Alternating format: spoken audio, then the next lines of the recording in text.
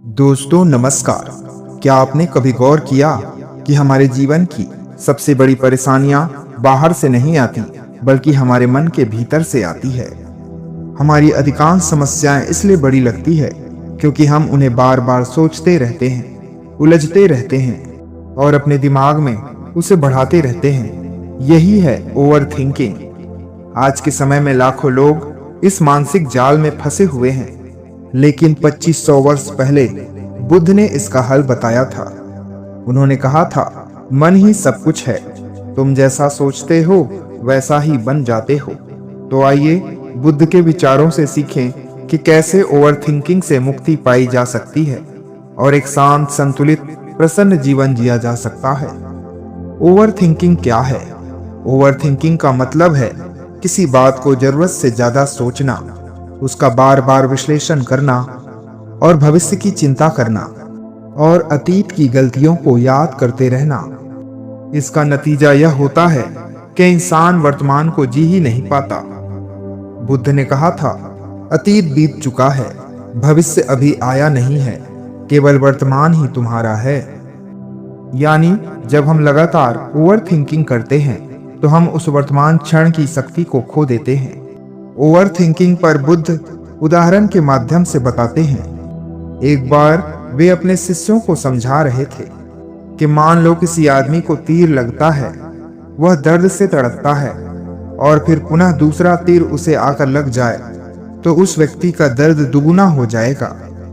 इस उदाहरण के अनुसार पहला तीर का मतलब है वास्तविक समस्या और दूसरा तीर तुम्हारा मन, जो उस समस्या को बार बार सोचकर और बड़ा बना देता है। यही ओवरथिंकिंग है। समस्या से ज्यादा उस समस्या के बारे में सोचते रहना हमारी तकलीफ को और बढ़ा देता है। ओवरथिंकिंग क्यों खतरनाक है? यह ऊर्जा को नष्ट करता है, यह निर्णय लेने की क्षमता खत्म कर देता है, यह हमें तनाव, चिंता और अवसाद में डाल देता है, यह हमारे वर्तमान जीवन को बर्बाद कर देता है। बुद्ध ने कहा था, एक अस्थिर मन ही दुख का कारण है। इसलिए अगर हमें सच्चा सुख पाना है तो हमें हमारे मन को स्थिर करना सीखना होगा। बुद्ध ने ओवरथिंकिंग से मुक्ति के उपाय बताए हैं, जिसमें पहला है सांसों पर ध्यान देना। वे कहते हैं, सांस तुम्हें वर्तमान क्षण में वापस ले आती है।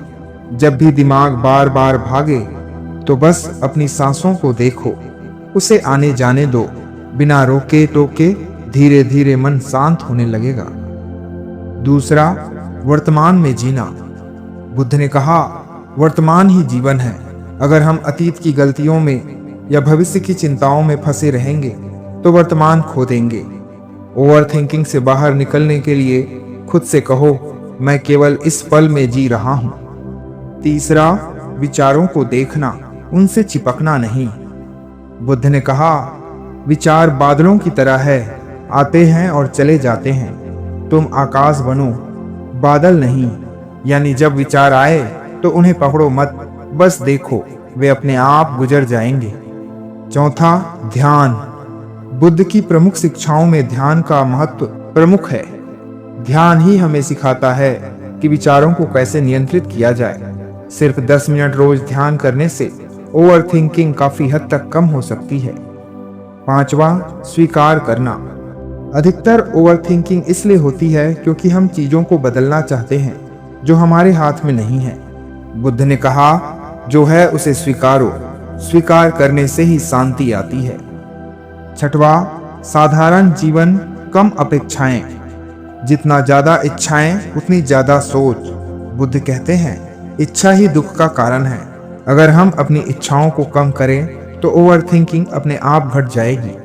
सातवां, करुणा और प्रेम की साधना। जब मन दूसरों की भलाई में लगता है तो ओवरथिंकिंग कम हो जाती है। बुद्ध ने मैत्री भाव ध्यान सिखाया था। दूसरों के लिए शुभ कामना करना, यह मन को शांत करता है और नकारात्मक विचारों को दूर करता है। आज की रफ्तार भरी जिंदगी में हर कोई ओवरथिंकिंग का शिकार है। कैरियर, रिश्ते, पैसा, भविष्य की चिंता। लेकिन बुद्ध का यह समाधान आज भी प्रासंगिक है। सांसों पर ध्यान देना, विचारों को देखना लेकिन पकड़ना नहीं, और वर्तमान में जीना। दोस्तों, याद रखिए, ओवर थिंकिंग हमें बार बार अतीत और भविष्य रूपी तीर से घायल करती है, पर बुद्ध का मार्ग हमें सिखाता है कि वर्तमान क्षण में ही शांति का स्रोत है। धन्यवाद। नमो बुद्धाय।